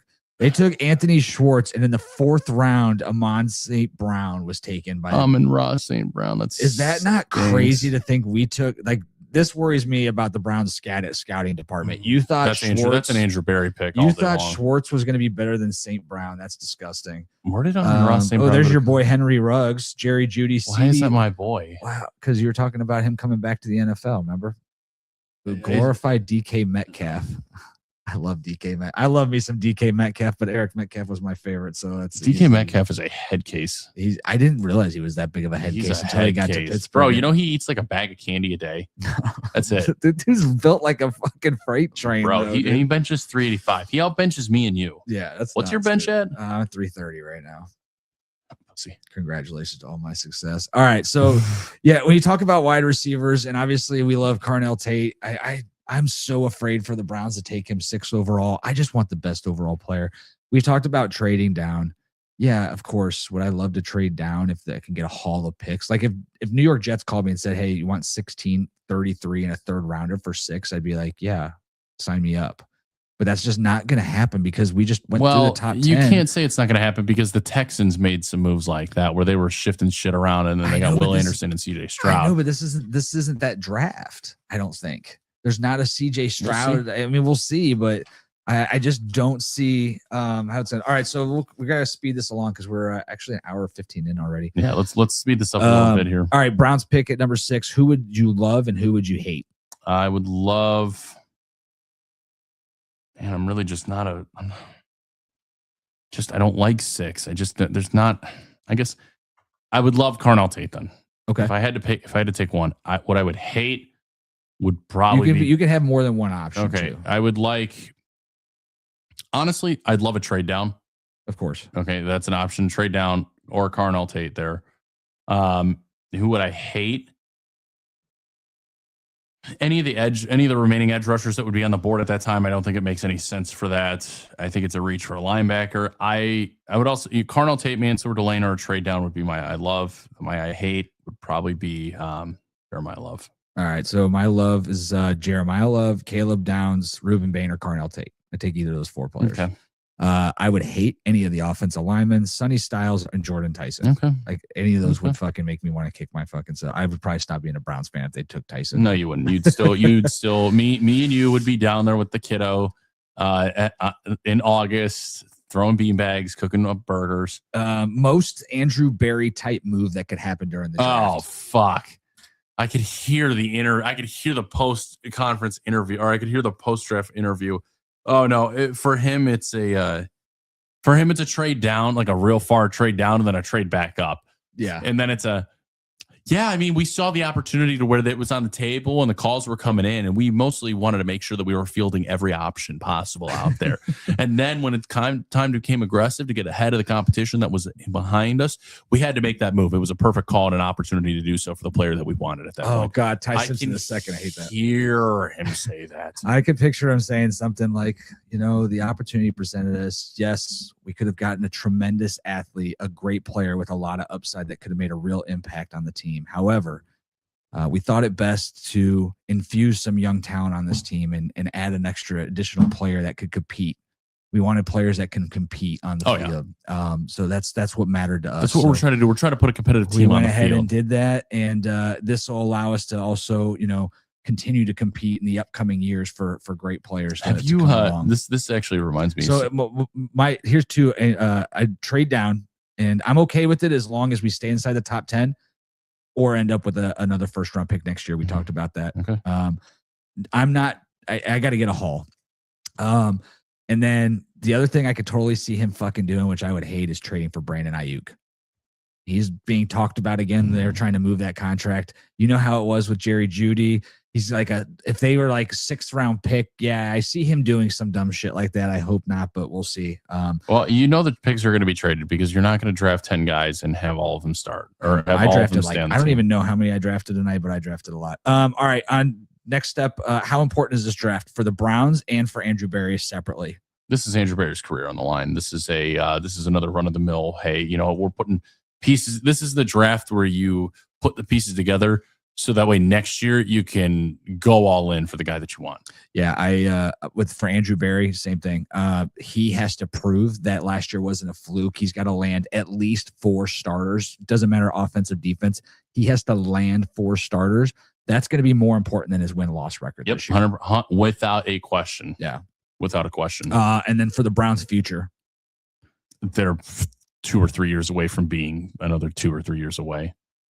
If they fail. Yeah. That's funny you said that. I put this as a 10 out of 10 as far as important for the future. They're either going to nail 4 starters and be ready to either win with Shador or draft a quarterback next year, or they're going to be in complete fucking rebuild. It's going to be the Justin Gilbert, Johnny Manziel draft class all over again. Oh God, that would be fucking terrible. You know, that was one of the last times, like 6 years. Yeah, that's exactly this draft class. Yeah, and it's unfortunately not the talent or showcase to do so with. All right, guys, we're gonna get into the mock drafts. If you're still listening, we appreciate it. Jake, you've been awesome tonight. Appreciate all the comments. Hopefully, you're telling all your friends and you want to join the podcast. We'd love to have you on in the future. All right, we're gonna get into Will's mock draft. So Will's mock draft this year, a little bit. This is 5.0. This is a hope prayer. This is definitely not going to happen. But part of this was a couple of big trades. And I'm going to pull it up here. Oh, God, I can barely see it. God, what the hell? You know, this looked a lot better on freaking screen. Number 6, I took Jeremiah Love just because I knew Ed would love me if I did that. I took Jeremiah Love at number 6. Number 24, I traded that away. That was done in a deal with the Cardinals, I believe, which actually netted me Marvin Harrison in the trade, as well as a future second round pick. So traded my first, got Marvin Harrison and a future second. Number 39, I drafted Anthony Hill, linebacker out of Texas. Love it. Great pick. I love that pick, dude. I keep finding myself making it over and over again. And I was like, Josiah Trotter, Jacob Rodriguez for me at the 39 spot. Yeah, I think he's going to be, got great size, great blitzer, just going to be awesome. Number 70, I'm back with Zachariah Branch. Let's see, Zachariah Branch at number 70. I can't even read that. 81. Darrell Jackson Jr. out of Florida State. This dude is just an ultimate run stopper. I think the Browns need run stopper, and I think he's fantastic. 6'6", 330, 335, 86-inch wingspan, bro. This guy's got like 35-inch long arms. Even if he just stands in the middle and puts his arms out, if he gets pushed back, I still think he's going to take up the guards and the center in the middle of his defense. He's just awesome. Number 100 overall. And I forgive me, I didn't put all the trades up here. These were, done a couple of different ways. I did acquire Brian Thomas Jr. as well. I don't remember what they were. It allowed me to do them. I made it happen. It required a pick from next year. I definitely traded my second round pick next year. I definitely traded my 24th overall pick this year. I think I traded 24 and traded up from something else. I don't know. Number 100, Malik Muhammad, Texas cornerback, had like a 59% QBR against him when teams targeted him. He was like the least targeted quarterback or cornerback in college football last year. Made quite a few big plays, big hitter, got good frame too. I want to say he was 6'1", 205. 107, Malachi Fields. I've been hot on him from the start. I know he doesn't have the speed. He actually has speed similar to our boy Carnell Tate, but he's got a 6'4", 220 frame and great catch radius. 146, I did a special on him a couple of weeks ago. I think you've actually got him in your mock tonight. Markel Bell, left tackle out of Miami. If this dude's there in the 4th round, he's a no-brainer for me. Same thing later that round. I've got good luck pronouncing this, Falui Fayomomi, tackle / guard out of Wake Forest, 35-inch arms, 6'5", 315, 330, somewhere in that range. I'm just looking for depth at this position and hoping that I could develop one of these guys into being a future left tackle. Both of them play the position. We talked about our poor man, Sonny Styles. He was there again at 206. I took Eric Gentry out of USC. Dude, 6'6", 6'7", 205. I think he's a special teamer. I don't think he's going to be anything special. But then again, when you're drafting this late in the round, doesn't matter. You're kind of just hoping something sticks. I'm just hoping I get a guy who makes the team. And then Patrick Payton, edge rusher out of LSU, actually spent some time at Clemson, decent pass rusher. So this is my ultimate dream mock draft 5.0. If it even happens, if any of it happens, I really think that the idea of drafting or trading for a Brian Thomas and a Marvin Harrison Jr., if I'm Barry, I am trying to make that happen. I mean, we've been on this since the start. You've been hounding this trade to happen for a while. These have got to happen. Both these teams have been rumored to be up for trades. If I can get out of there with, if I can get number 24 and a future second to give up to get both those players, I actually came up with a 3-way trade where it was like I give up 24 to the Cardinals, I give up 39 to the Jags, and then Cardinals give a 5th-round pick next year to the Jags, and I give a 4th-round pick to the Cardinals, something like that. And it was a 3-way trade. It worked out really well for all the teams involved, and especially us. Okay. Yeah, there's risks that they're going to fail, but guess what? There's risks that every single one of these wide receivers we draft or look at are going to fail. I don't think these are going to happen, but if I'm building a Madden team, I'm starting here. Yeah. All right, let's go to Ed's mock draft. I know he didn't make quite as many trades, but you've got Caleb Loma over there at 15. That seems to be a pick that's becoming more and more popular after the trade downs. Yeah. So the reason that it became popular after the trade down was I actually want to this here for you that I took a screenshot of when I was doing this.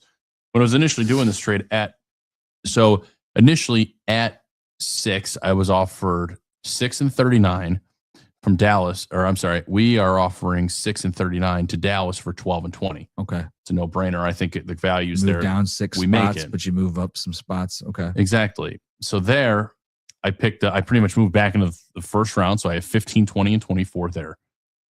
So I traded pick 12 to move down to 15 for also pick 77. So I gained an extra 3rd, and I moved down 3 spots. So at that spot, Caleb Loma was there. He was the player that makes sense to me because I wasn't going to draft Mekhi Lemon in that spot. I wasn't going to draft.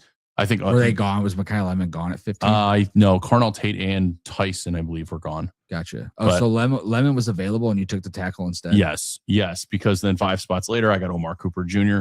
And again, I think the cornerback room, we still don't have a cornerback 3 for this. I think Brandon Sisson could fit in great from South Carolina. I mean, I did. You drafted him once before. I think you guys have him in the 2nd round. I think he is going to move up in the 1st because I'm hearing that we could have. I heard today that 2 corners could go in the top 10. Possible. So if they do, that'll bring Brandon up.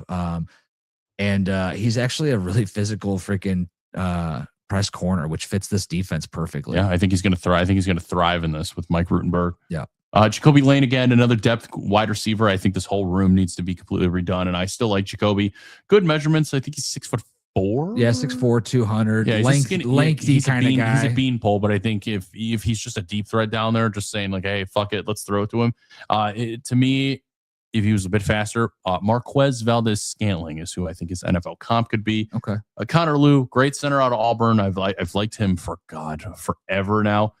Eli Radian, again, I'd like a tight end here. I just think a depth tight end at that point. Notre Dame. Same thing with Terry York out of Texas A&M.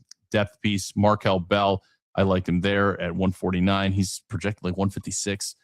Caden Curry, I love him. And you know what? For the sake of bringing a John Carroll boy, a hometown kid home, why not? Taron Montgomery, good player. I love it. Yeah, interesting couple of picks you got there. You've got the Markel Bell pick there. To me, he's like the big sleeper in this draft. I think, why not? At 6, what is he? 6'9" left tackle. 6'8". I mean, if he turns out to be half the talent he was, and like I said last time, hasn't given up a sack in over 1,000 snaps. Playing for Miami, it's not like we just talked about the gauntlet that they went up against. He could have easily given up a sack in the 4 games in the playoffs. Well, he went up against David Bailey. He went against Marvell Reese, Sonny Styles. I mean, he went through a lot of talent. Yeah, for sure. So interesting that you have that same pick there. I like that one a lot. All right. We're going to speeding through the show right now. You want to just do Ed sacrifices here? No, not just yet. We'll get to that point. I'm really this interested week's potential late round gems. I saw him in my mock draft later in the 3rd round. Daryl Jackson Jr., 3-year starter, started at Maryland, transferred over to Miami, played a year at Miami. Mom got ill. He actually transferred to Florida State to be closer. It's about 20 minutes away from where he grew up, and he had to miss a season because of it. The NCAA ruled it wasn't enough of a hardship. And so anyway, he finished fucking NCAA. I know, right? Finished the last 2 years at Florida State, 81.3 PFF run grade last year. Had a high missed tackle rate in 2024, but he dropped it to under 8% in 2025. Great against the run. Doesn't have a lot of pass. I hear my dog's going off right now. Yeah, I know. That's what I'm laughing at. Doesn't have a lot of pass rushing skills, really just a bull rusher, but he's definitely somebody who can clog up the middle. Probably going to go to a 3-4 team.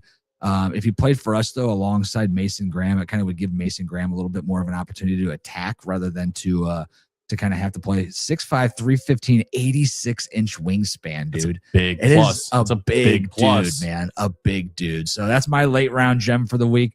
I'd love to see him come to Cleveland. We'll see what happens. I know Browns are going to take some defensive players. That run defense, while it played well for most of the year, worried me after they lost Malik Collins there in like week 14. We've mentioned it before. We've mentioned it before. If there's a piece there where we can add to that run defense again, just insurance purposes, why not? Yeah, it's especially funny, in the later rounds. As you do these mock drafts, you start to learn about some of these players. There's like a cornerback out of Florida that I like. He's like 6'3", 215. I think his name's Derek Moore.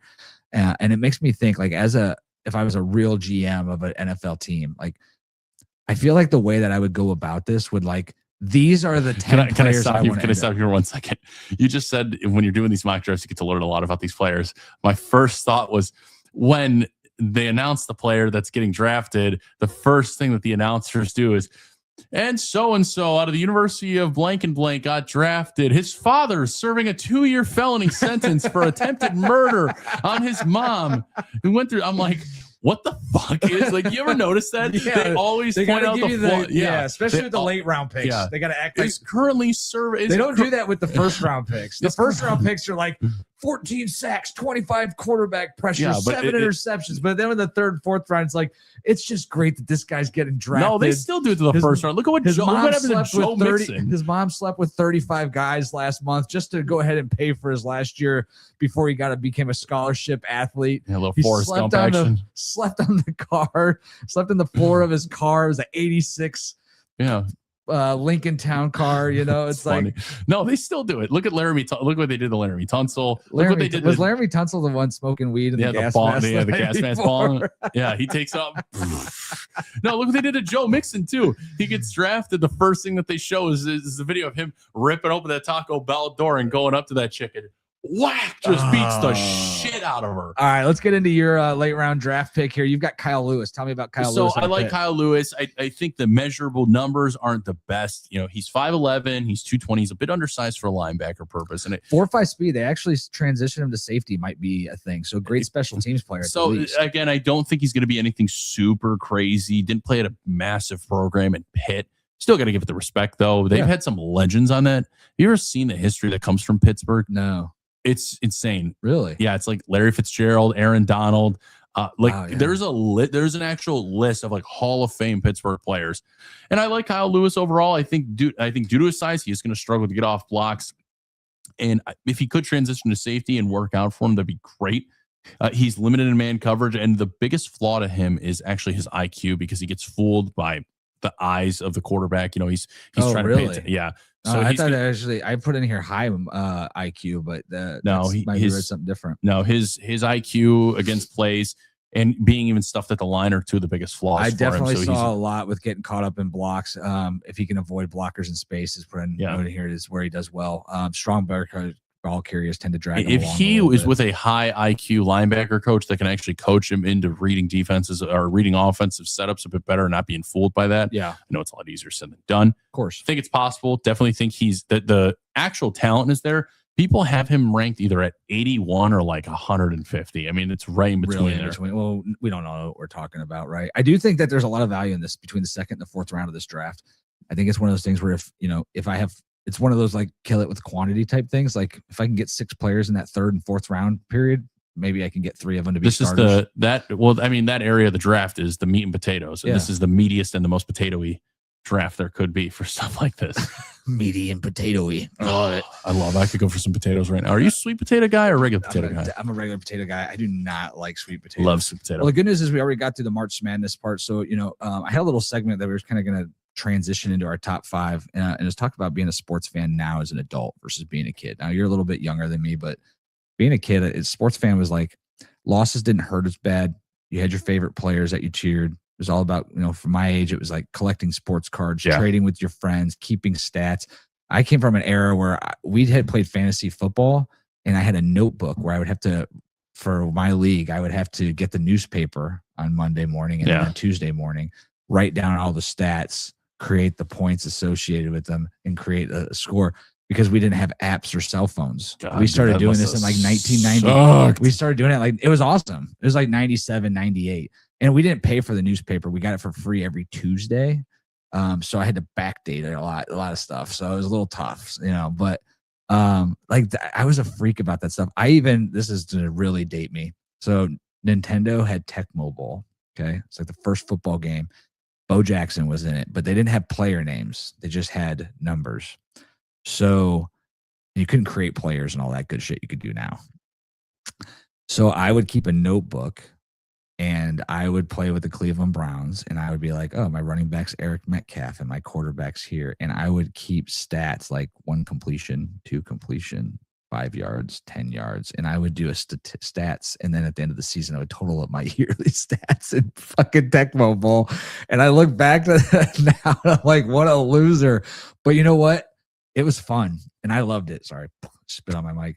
I loved it, but it was just like one of those things that I remember doing as a kid. Like I said, like other things like collecting sports cards. Like I remember trying to sneak your sports cards to school. Like it's crazy now kids could take cell phones to school. But if I brought a binder, not a binder, you bring like the clear plastic that could hold like 12 cards or 20 cards in it. Like you'd get your ass fucking chewed and they get taken away from you when you're trying to trade them at lunch. Yeah, meanwhile, on there's the asshole kids like, yeah, now they're on their phone. Like, hey, Billy, you want some Bitcoin? Yeah.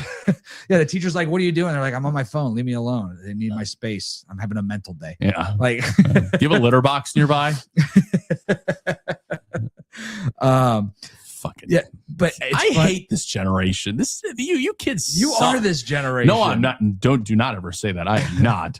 Okay, I was born before 2000. I played outside. I remember life before a cell phone. But it was like other stuff too. Like the Indians only played on channel 43 unless it was like a national televised game. I remember when it was I could Time watch Warner. every single game without cable. I just had channel because we had 3, 5, 8, 19, 43, and 55. 55 barely came in, but 43 always carried the Indians games. 19 always carried the Browns games. So we didn't need cable. I could still watch my favorite team play. Now, dude, I think you need like 6 different apps to watch the Guardians, I should say, play now. All right, let's not get listen. Different day, different network. Let's just keep it moving with nostalgia. What are you talking about? Keep it moving with nostalgia. weren't you making like 5 points with it? I just talked about what it was like being a kid versus being an adult, man. It's just different. Like it's hard. It's hard now to be a fan of sports because it just costs you a ton of money. Well, that's why you allegedly, I've heard that some people, and i.e. not myself, this is a completely redacted comment here. Some people illegally just stream it. Oh, interesting. Now, how does a loss though affect you as an adult versus a kid? It just pisses me off. I go, fuck. And then just keep it moving. Dude, I don't want to talk Browns until Wednesday, and then Thursday I get interested. I honestly, I hate that team so much. I don't care. But I love them. They're my team. They're fucking fucking loyal. That's another thing. Loyalty to teams has died. Now kids follow their favorite players everywhere.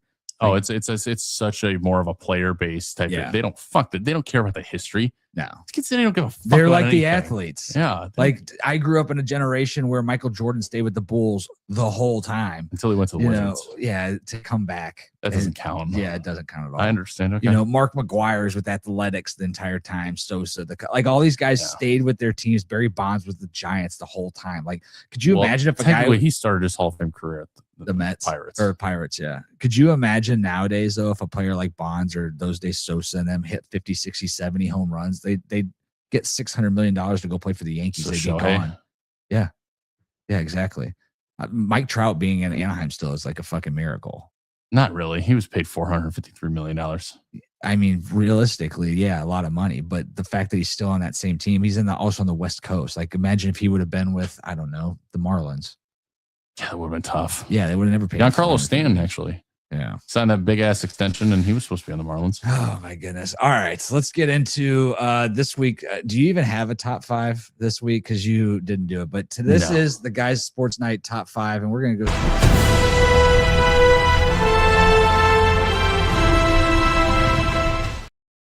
All right. So my top 5, since Ed was not prepared, I just built it as the top 5 sports memories as a kid. I can still rip it. There's still memories. Let's see what you rip. But all right, mine are pretty specific. And they're like not only memories because of what happened, but also the time of my life that they happened. Now, are you just going off of moments of you playing sports, or are you talking about sports in general? Okay, these are all like pro sports memories. Like okay, memories I got one that isn't pro sports. That's fine. 1993 Bulls championship series against Phoenix. It was -5. We were moving from California to Ohio. And I remember being at, I think it's called Kingsport or Kingsport, I think, Arizona. It's like right over the California border. We're where we were staying in this hotel for the night, watching that game on like a TV the size of my laptop screen, and my dad telling me to turn it off. And I stayed up that night watching that game, and the Bulls ended up winning that championship. It was awesome. But once again, I was a player fan back then. I was from California, I wasn't a Lakers fan. I was a Michael Jordan fan, rooting for the Chicago Bulls. That same year is also when I became a Browns fan. So I remember the specific day and time and night. It was a Sunday night. We were actually moving into the house that became my, childhood home here in Ohio. And Sunday Night Football was on the radio, no TV, the radio.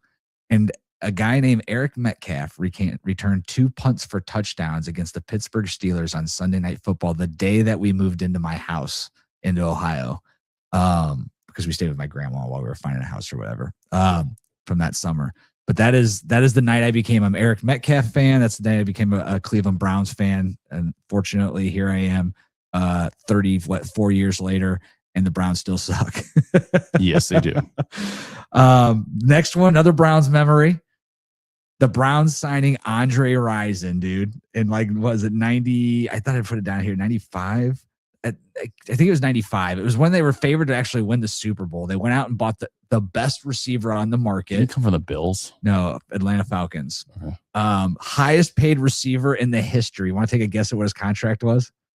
Art Meldell went bankrupt, going bank to bank, borrowing money to pay him.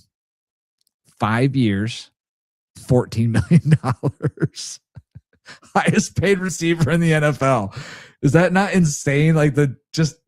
It's like I feel like I'm my dad talking about in my day, I used to get an ice cream cone for 25 cents. Back in my day, I used to be able to get a receiver for $14 million for 5 years. Now that's like a 6th round draft pick rookie deal. Yeah. Next one I got 98 McGuire Sosa home run chase, dude. Before the Bonds home run, that was like the most epic thing. Everybody I know was watching every single game, like highlights every single day to see where those guys were as far as the home run chase goes. And it was like, it was literally every day one of those guys was jacking a home run. It was awesome. Yeah. Pinnacle of baseball. Should let him go back to using steroids. No. And then last one, 97 World Series. I do remember physically crying at about 16 years old when the Marlins came back and beat Craig us Counsell. in Game 7, dude. Renteria, right? Walk-off? Craig Counsell. Either way. Heartbroken. Jose Mesa. Dimmed us in. The best closer in baseball. Couldn't just get fucking 3 outs. So, yeah, that is my guys' night top 5.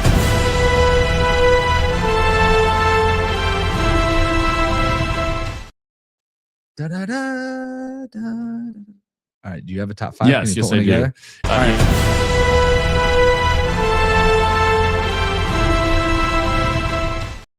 Okay, so top 5. Number 1 of the memories was seeing Irving Santana throw a no-hitter. I was the only no-hitter thrown at Progressive Field when I was younger. Was it called Progressive Field when you were younger? Yes. Wasn't the Jake? I'll still forever call it the Jake. I don't remember if it was at that time or not, but yeah, he threw a no-hitter, and I was in attendance watching that game. Really? It was up until Homer. You were at the game? I was at the game. Dude, that's fucking epic. I was like 5 rows behind the home team dugout. Dude, that's so epic. Yeah, I know. It was sweet. It was so saddening because I had no idea what the fuck I just witnessed. And my dad's like, you know how rare that is, right? I'm like, no. How old were you? I don't even remember. I really don't even remember, to be honest with you. But you just remember it like you were there. Yeah, I was there. I was there at that game. That's cool. The memory that I most certainly, obviously, Rajay Davis's home run. I remember exactly where I was. It was with my father. I jumped on top of him, like screaming, "Oh my God!" I'm literally in tears, crying, thinking like, "Oh man, this is going to be great. I'm going to see this. This is awesome." And yeah, the rain out cost us the game. God, I remember where I was that day too. It was tough. It was tough. A non-game based stuff, but like before the game one time, this was at the Cavs. This was when they would, for some reason, I don't know how you were able to do this, but you're able to go on the court and the players would give you the basketballs. Like they would literally just give you like a Yeah, they would basketball. like pick. Were you really young? Yeah. Yeah, it happened to my daughter once too. They Yeah. like pick, before the game, they'd like pick out random kids like in line or something. Yeah. Be like, hey, you want to go on the court? Yeah, that's exactly what me and my sister did. Well, I got Larry Hughes' basketball, and my sister got LeBron's, and I was pissed. She had no idea. She didn't even give a shit. She's like, oh, whatever. I'm like, what the fuck? I'm 7 years old. I'm like, this is bullshit. This sucks. It's my birthday. Like, give me it. She's like, no, I don't want to. I'm like, I hate you. That's so. And she also trauma alert here. She told my mother to get me a Wii instead of an Xbox 360 that Christmas my too. God, Bastard. who is this? Bastard of Who a sister. is this sister of A yours? bastard. Let me tell you. I love her. I love her. I love her. This is actually like a very, very heartfelt moment. But before my mom passed away, she was actually able to see. We played like local rec basketball, and we were 0-8 the entire year. We stunk. We never won a game. But every team is automatically allowed to still be in the tournament to play because I guess they only had like eight teams. So the entire day, while my mother is battling cancer, she's actually able to come and watch me play in the championship game, and we ended up winning. We went 8-0. We went 0-8 the entire season. We went 4-0 in the tournament and won. Oh, that's epic. Like she because I was a freshman playing with seniors because they had like the 17, 18, and I was in the 13, 14. They didn't have enough.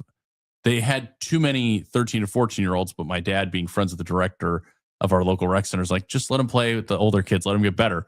I was like, yeah, like, let me play if you guys are going to let me do that. So it was my buddy's dad who was coaching us, which was fine.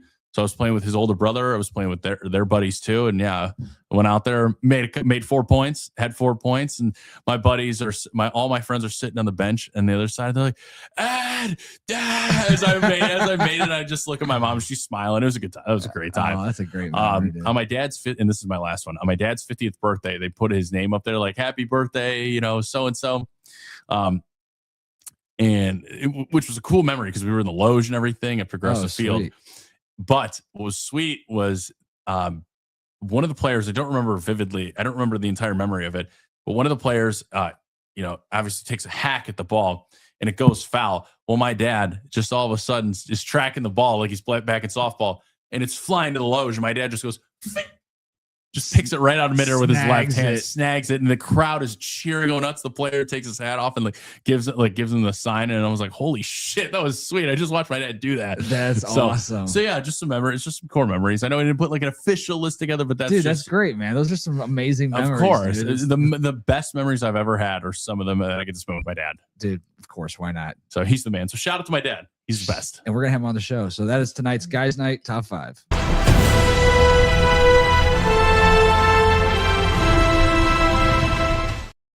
All right. What do you got for Ed Sack?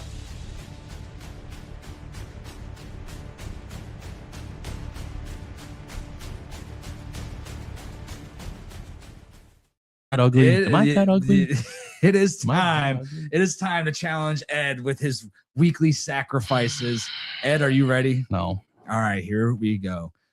First one's pretty easy. The Browns get a top 3 NFL quarterback. Okay. You just have to live in your car for 3 months. I mean, my pickup truck is pretty spacious, but then again, my big old fat ass likes my bed. I'm sticking with my bed. The Browns can fuck off. Oh, the Browns are still looking for a quarterback. Nope. What's another year? There's always next year's draft. All right. All 3 Cleveland teams win a championship in the same year. Okay. You get to attend all 3 championship games. Whether it be a Game 7 or the Super Bowl. Yeah.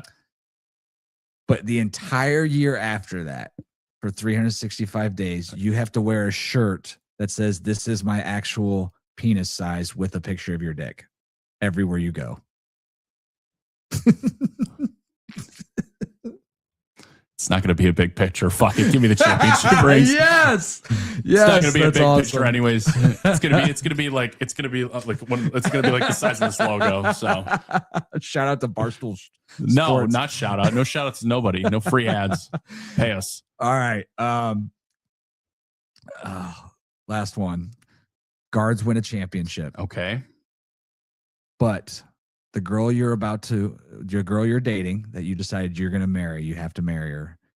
And she has a tattoo on her thigh that says, must be 10 inches to ride this ride. Well, you know what? It's all good. Listen, you know what? You go to a hot dog to get a ballpark. Sometimes you end up with the little mini weenies that are frozen. Whatever. It's all good. Hey, you know what? That was Give a me the long time ago. championship. That was a long time ago. Right. She's past that. Yeah, right. She's in her. She's a what is it? A born again virgin. Yeah, absolutely. Here for love. Yeah, right. Who cares if she could take a fastball? Totally. It's a hot dog in a fucking hallway. Hey, with that, everybody, appreciate you guys listening. It's been a long show. Hopefully, it was very influential on your decision for the draft. Next Tuesday, we're going to do a live show. We're going to mock draft the entire first round. So that should be a lot of fun. And we're going to pick each pick along the way, why we're going to pick them. Ed's not going to be here, but we will have a special Why don't we just guest. do it on Thursday? Because you said you were busy on Thursday that you couldn't do it. So can you? Oh, that's right. That's right. Yeah. No. Gotta go to the gym Thursday. Yep. Only Gotta go to the gym. 2 days. Goals to lose 30 pounds here. So I get it. Good luck to you, brother. Thank you. But we're gonna have a special show, special guest. We're gonna do it Tuesday night. And then the following week, we're not gonna be on Tuesdays. It's gonna be our first week that we're gonna do it on Thursdays. It's gonna be a live draft special. Once again, we're looking for guests to join us here in studio, Medina, Ohio, or on the radio or virtual, should I say, through streaming services. So if you'd like to be part of the show, make sure you email us sports@guysnight. That's with a K.com. We look forward to hearing from you, and for everybody else, good night, everybody. see ya.